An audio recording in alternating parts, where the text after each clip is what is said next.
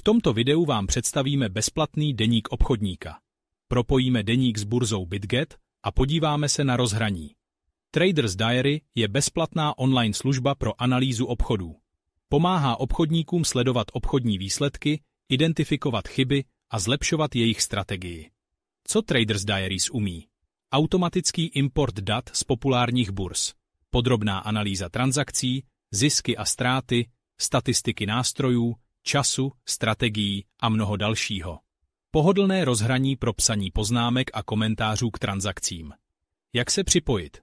Zde jsou pokyny krok za krokem. Krok 1.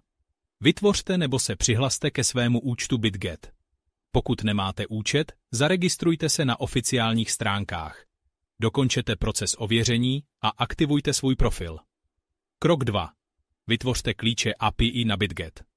Přejděte do svého účtu, v pravém horním rohu vyberte svého avatara a najděte sekci Správa API.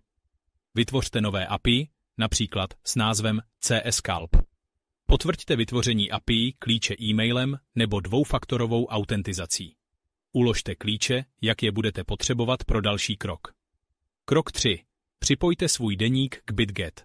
Otevřete tradersdiaries.com a přejděte do sekce nastavení.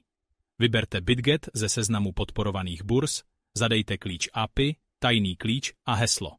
Uložte nastavení a podle pokynů na obrazovce potvrďte připojení.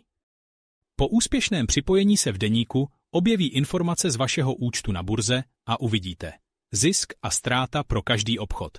Vyhodnoťte, které obchody byly úspěšné a kde je prostor pro zlepšení. Podrobnosti dohody, otevírací a zavírací doba, objem, vstupní a výstupní ceny, grafy a statistiky, vizuální analýza, rozdělení zisku podle dnů, nástrojů, strategií, jednotlivé poznámky. Přidejte komentáře k obchodům, abyste zachytili své myšlenky a nápady. Pomocí Traders Diary získáte ucelený obrázek o svém obchodování.